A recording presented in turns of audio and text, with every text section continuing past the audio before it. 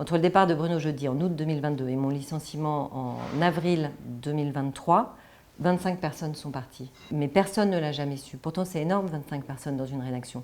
Et en fait, elles sont parties en silence. Parce que c'est ça l'autre arme de Vincent Bolloré, c'est que quand il s'attaque à des gens dont il veut qu'ils s'en aillent, il signe des chèques. Je pense qu'il ne faut pas les signer, ces chèques, parce que ces chèques sont assortis d'une clause de confidentialité qui empêche tout le monde de raconter ce qui s'est passé. Vincent Bolloré, il s'assoit sur toutes les lois qui protègent le salarié et les lois qui protègent le journaliste. Et ça en toute impunité.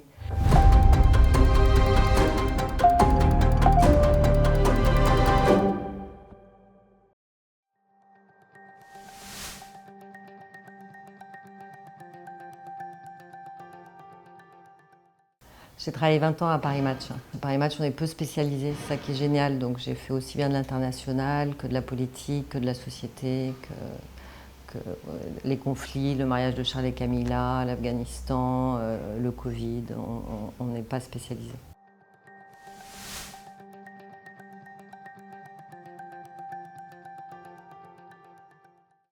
Nous, on est inquiets parce qu'à ce moment-là, déjà, CNews, enfin, iTélé a été transformé en CNews. Je crois qu'à ce moment-là, Europe est encore Europe. Mais donc, il arrive, il est minoritaire au départ. Hein, donc, c'est juste parce que notre actionnaire à nous, Arnaud Lagardère, a tellement mal géré que ce titre, qui est quand même un titre magnifique, qui gagne de l'argent, ne suffit plus à éponger ses dettes. Donc, il a besoin de faire entrer des actionnaires. On se rend compte que Bolloré est là. D'abord, il y a un premier signal, c'est l'élection de Macron en 2022. Paris Match, c'est un journal qui a toujours mis, toujours dans son histoire, en une, le nouveau président de la République. Et là, pour la première fois, il n'est pas en une. Et on nous explique que c'est parce que Jacques Pernin vient de mourir et qu'il faut... Et alors nous, on est quand même un peu étonnés parce que c'est une rupture avec la tradition de Paris Match. Et à ce moment-là, il est de notoriété publique que Vincent Bolloré, qui est donc en train de devenir l'actionnaire majoritaire, Vincent Bolloré qui est l'actionnaire majoritaire, ne s'entend pas avec Emmanuel Macron. Mais on demande des comptes à la direction, on nous explique que non, que oui, chaque année, à chaque élection présidentielle, on a mis en une le président, mais que là, il ne nous a pas donné de photos exclusives, on n'a rien, donc c'est une réélection, la campagne était nulle, ennuyante, et donc ils ont privilégié ça. Et à vrai dire, on sont contents plus ou moins, mais on le garde en tête. Mais en revanche, quelques mois plus tard, il met en une au début de l'été, début juillet 2022, le cardinal Sarah, qui est un cardinal réactionnaire, inconnu, un cardinal africain réactionnaire que nous, on ne connaît pas. Et le début de l'été, c'est la saison phase de match. Et là, c'est plutôt des stars. C'est ça notre ADN quand même en une, ce sont des célébrités, des stars, et puis c'est l'été, c'est léger.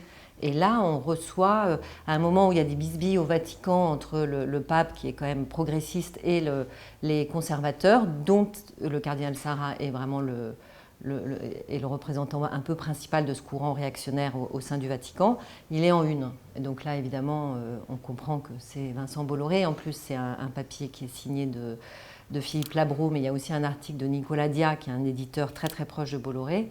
Donc là, nous, on s'insurge. Donc nous, moi, à l'époque, je suis élue au bureau de la SDJ. Donc la SDJ, c'est la Société des journalistes. C'est un organe on élit, les journalistes ensemble élisent un bureau. Donc la rédaction est réunie au sein de la Société des journalistes, et cette Société des journalistes élit des représentants. Et ces représentants, dont je faisais partie, sont des gens qui sont bénévoles, qui ne sont pas protégés, ce n'est pas des syndicalistes. Et leur unique devoir, c'est pour ça qu'ils sont là, c'est de vérifier qu'il n'y ait pas de problème d'atteinte à leur indépendance, à la déontologie, etc. etc. Donc évidemment, ça nous concerne au premier chef, parce que ce n'est pas la ligne éditoriale de Paris Match, et ça laisse supposer que c'est l'actionnaire qui a imposé cette couverture. La rédaction en chef s'insurge, elle aussi, en disant non, c'est pas possible.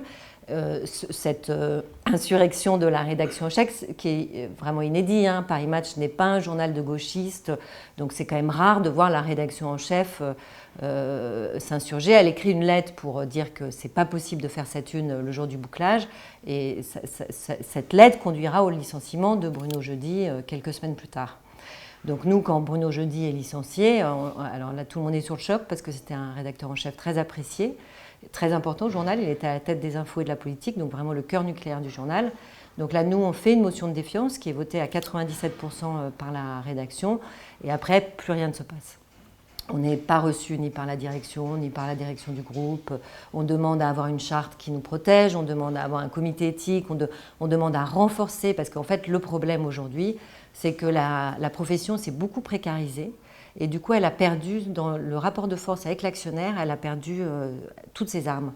Et finalement, aujourd'hui, ces journaux-là n'appartiennent plus aux journalistes, alors qu'avant, ils pouvaient se rebeller plus facilement parce qu'ils savaient qu'ils trouveraient du boulot. Mais quand Bolloré arrive, tout le monde se dit, bah, ok, est-ce qu'il va faire de nous CNews, Europe 1, est-ce qu'il va nous transformer? Parce qu'à ce moment-là, il rachète des médias uniquement pour diffuser son idéologie réactionnaire. Et il ne s'en cache pas trop. Il le dit, j'ai un projet civilisationnel, etc. Donc il a transformé iTélé en CNews, il a transformé Europe 1 en Europe 1 CNews. Et bon, mais nous, on se dit, Paris Match, c'est quand même un journal qui gagne de l'argent, qui est célèbre, qui a une identité très forte autour du grand reportage, des célébrités. On ne voit pas comment il pourrait transformer ce journal qui est unique au monde. Ça n'existe plus, les journaux de photomagazine, en outil de propagande, alors que ce n'est pas du tout un journal politique. Et donc, on essaye de se faire croire ça. Bon, la couverture Sarah signe que non, qu'il va utiliser Paris Match, ses lecteurs, etc. Et c'est ça qui est très dangereux d'ailleurs, c'est que du coup, il commence comme ça, et puis après, ça ne s'arrêtera plus. Il fera une sur la crèche de Noël, sa crèche à lui d'ailleurs. Il y a en plus des papiers à l'intérieur du journal qui ne sont pas des papiers de journalistes, mais qui sont présentés comme des papiers de journalistes et qui sont en fait des papiers d'évangélisation sur la Vierge Marie, sur les 100 ans de Noël. Donc il y a en plus des articles qui racontent ce que c'est tout ça, mais du point de vue d'un catholique pratiquant, probablement intégriste, et pas du tout d'un point de vue d'un point de vue d'un journaliste. Ce n'est pas une enquête historique, ce n'est pas un article avec des universitaires, des spécialistes de la Bible, etc., qui vont raconter l'importance de Noël pour les chrétiens depuis 2000 ans, etc. Non, pas du tout. C'est sous la forme d'un article de journaliste, mais c'est du prosélytisme. Et c'est ça qui est dangereux, c'est que nos lecteurs, ils sont habitués à lire des articles de journalistes dans Paris Match.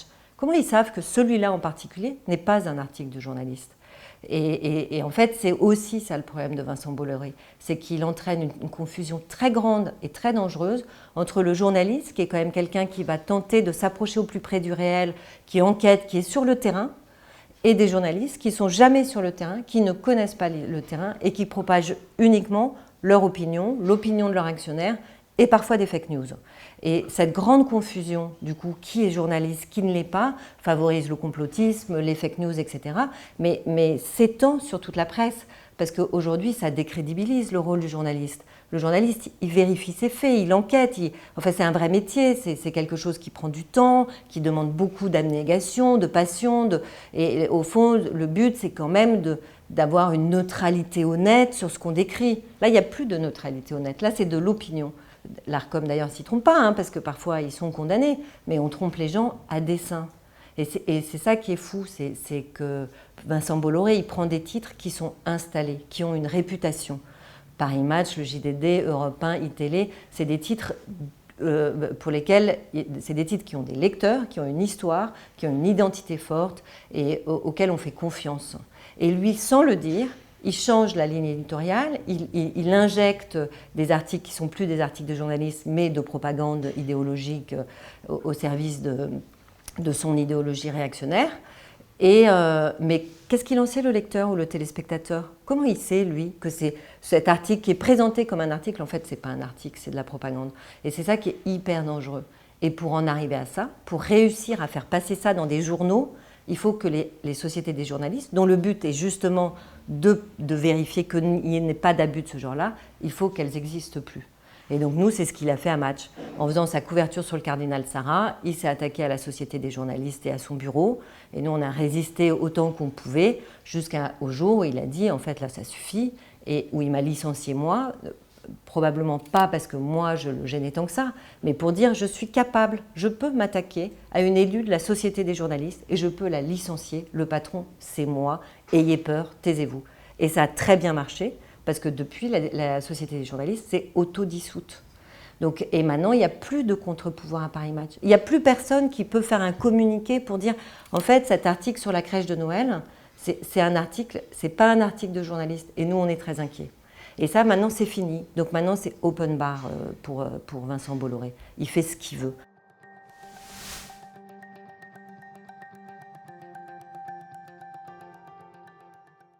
Entre le départ de Bruno Jeudi en août 2022 et mon licenciement en avril 2023, 25 personnes sont parties.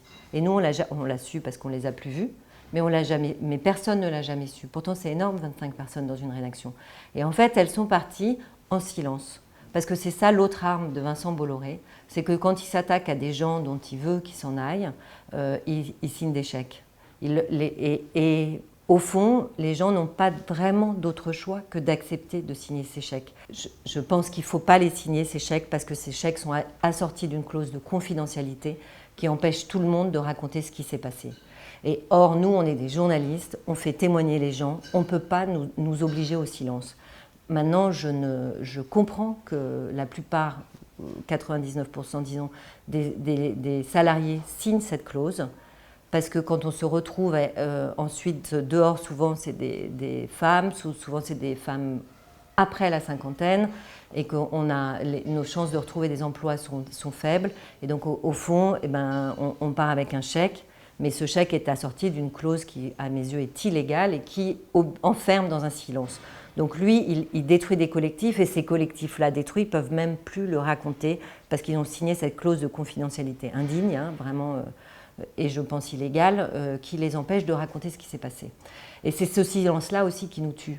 C'est le fait qu'on ne puisse pas raconter ce qui se passe, parce que Vincent Bolloré, que des actionnaires rachètent des journaux, pas de problème, de toute façon les journaux ont besoin d'actionnaires, mais que des actionnaires rachètent des journaux pour en transformer la destination, que ça ne soit plus des journaux, mais ça devienne des outils de propagande qui reçoivent quand même des millions d'euros d'aide à la presse, versés par le contribuable français, par l'État.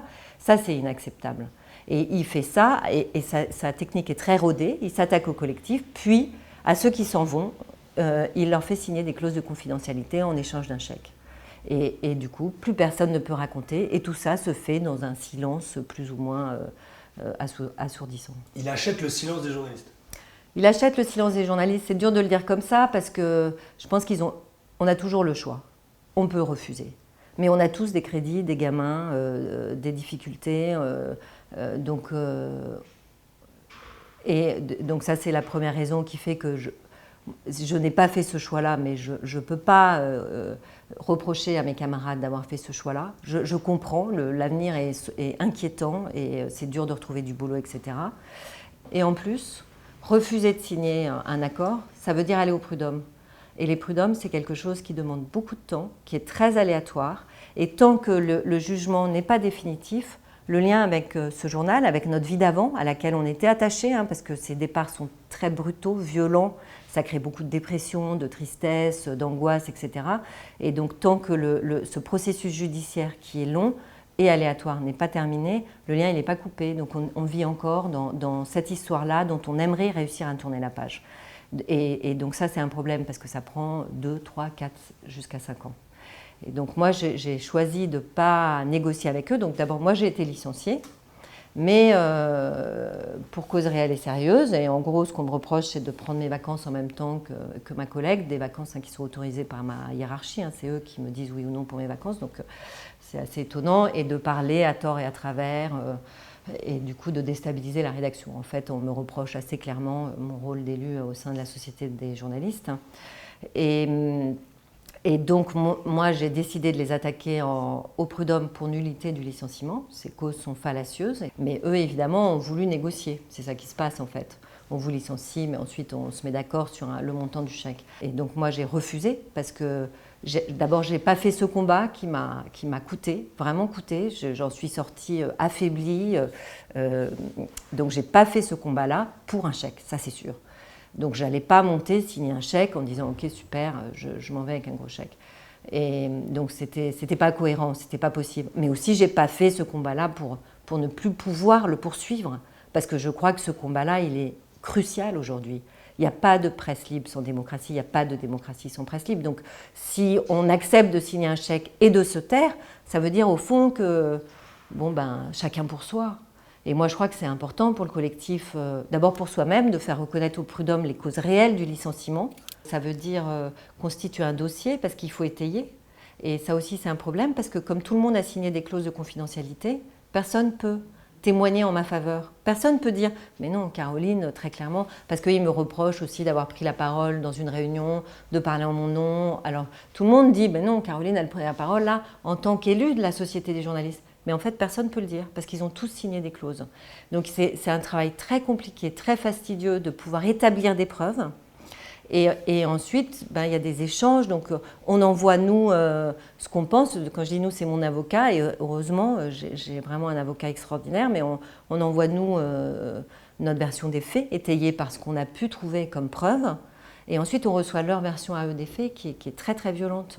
Et on a eu une audience de conciliation. Donc, avant le jugement, il y a une audience qui s'appelle de conciliation où on dit, bon, ok, j'accepte de concilier ou pas. Donc, évidemment, moi, j'acceptais pas de concilier. Et là, l'avocate à la barre a dit des choses fausses. Et moi, je me suis effondrée en sanglots. J'ai dit, mais... Et ensuite, il y a une suspension d'audience pour que les juges puissent délibérer. Et je suis allée voir l'avocate en disant « Mais comment vous pouvez mentir comme ça ?» Alors mon avocat s'est tout de suite interposé en disant « Mais Caroline, c'est pas le lieu. » Mais en fait, c'est hyper violent parce que l'histoire, elle est complètement réécrite et qu'au fond, on ne sait pas qui vont croire les juges. Et est-ce que c'est moi, est-ce que c'est eux? Je fais confiance, j'ai confiance à la justice. Mais chaque étape de ce processus ramène à cette histoire qui est une histoire qui est violente. En fait, je ne suis pas à plaindre, hein, j'ai fait un métier extraordinaire pendant 20 ans que j'ai adoré, mais quand du jour au lendemain, pour des raisons fallacieuses, vous vous retrouvez chez vous, sans votre quotidien, sans les gens que vous aimez dans votre journal, sans les photographes avec qui vous partez au reportage, sans les reportages, sans les départs. Moi, ce qui m'animait, c'était les rencontres. Et donc tout ça, ça s'arrête brutalement du jour au lendemain, alors que ça a fait pendant 20 ans votre quotidien. Et pour des raisons fallacieuses, parce que vous avez toujours fait votre travail correctement, vous avez même souvent sacrifié votre vie privée, vos week-ends. C'est ça qu'on fait, les journalistes. On est animés par quelque chose qui nous porte. Donc, vous faites tout ça du jour au lendemain, on vous dit c'est fini.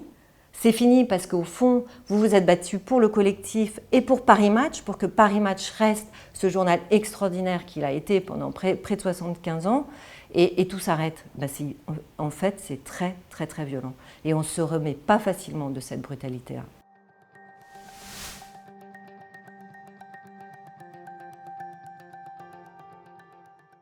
Bien sûr qu'ils peuvent faire des choses, c'est entre leurs mains d'ailleurs. Ils peuvent changer la loi. Il y a la loi les lois sur la concentration notamment, elles datent de 86, à une époque où il n'y avait même pas Internet. Tout a changé. Ils peuvent faire ça, ils peuvent conditionner les aides à la presse. Le groupe Lagardère, il reçoit, il faudrait retrouver, mais je pense plusieurs millions, voire plusieurs dizaines de millions d'euros d'aide à la presse. Mais ce n'est pas normal. Il faudrait conditionner ces aides à la presse à des choses qui permettent d'être sûr que le journal est indépendant. Parce que ces aides à la presse, elles sont pas là pour permettre à des actionnaires de diffuser leur idéologie réactionnaire. Elles sont là pour permettre aux journaux d'enquêter, de faire leur travail d'information. Donc ça aussi, c'est un scandale. Ils pourraient faire plein de choses. Et au fond, aujourd'hui, où les journalistes qui sont précarisés, parce qu'il n'y a plus beaucoup de boulot, parce que la presse va mal, etc., il faut leur redonner des moyens de se créer du collectif, il faut leur redonner des armes. Et il y a beaucoup de propositions sur la table, hein, il y aurait beaucoup de choses à faire, mais le politique refuse de s'en saisir, parce qu'on ne s'attaque pas impunément, quand on est un homme politique, à Vincent Bolloré. Et moi, il y en a qui me l'ont raconté, mais moi, je suis désolée, Caroline, nous, on ne peut pas relayer votre message, parce que si on se met à relayer votre message, on ne sera plus invité sur Europe 1, on ne sera plus dans le JDD. Et donc tout ça, et du coup, ça crée un cercle vicieux du silence. Et encore une fois, c'est le silence qui gagne. Et c'est dangereux parce qu'au bout de ce silence, il y a le délitement de notre démocratie. Parce que la presse est le premier pilier. Le métier du journaliste, c'est d'informer le peuple. C'est d'ouvrir son regard, de lui dire, de montrer ce qu'on lui cache. C'est ça qu'on fait. Si on ne fait plus ça, il n'y a plus de démocratie. Et d'ailleurs, quand on le voit, quand tous les processus dictatoriaux sont mis en place, les premières personnes auxquelles ils s'attaquent, ce sont les journalistes. Toujours, toujours, toujours. Et c'est ce qui est en train de se passer aujourd'hui dans un silence quand même très inquiétant. C'est l'argent roi. C'est l'argent roi. Oui, l'argent. Je crois pas. Vincent Bolloré, son but, c'est pas de gagner de l'argent avec ses journaux, c'est de diffuser son idéologie. Mais oui, c'est. Je ne sais pas si c'est l'argent. Combien de journalistes sur la place de Paris ont signé ces clauses? Plusieurs centaines, je pense, entre iTélé, Europe 1, le JDD, Paris Match, c'est plusieurs centaines. Plusieurs centaines de gens. D'ailleurs, si je suis là, moi, c'est parce que je suis la seule à ne pas l'avoir signé.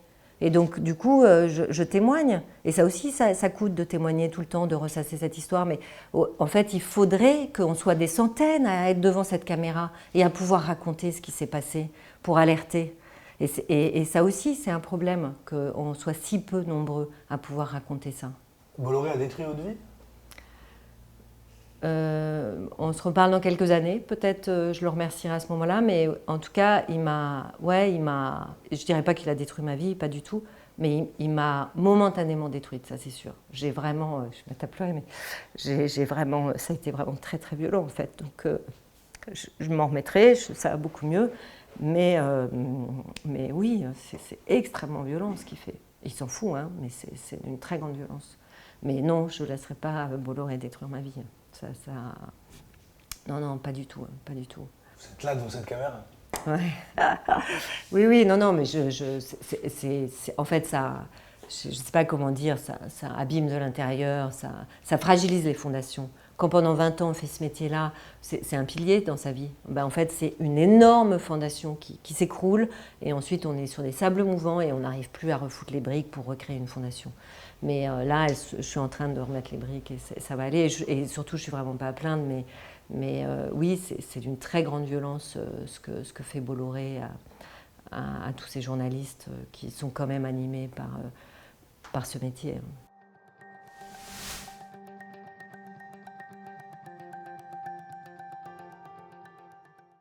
Emmanuel Macron ou les autres, en fait, c'est dangereux ce qui se passe. C'est vraiment dangereux.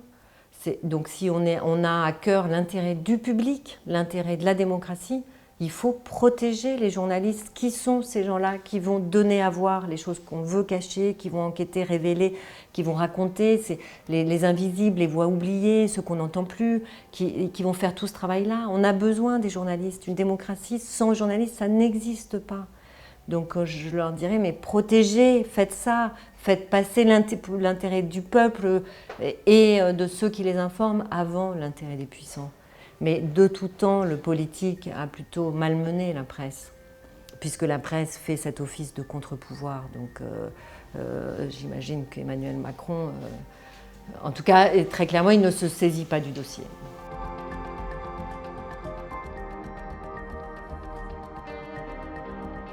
Pour qu'on puisse continuer à interviewer des personnalités largement invisibilisées sur les plateaux télé des milliardaires, soutenez-nous.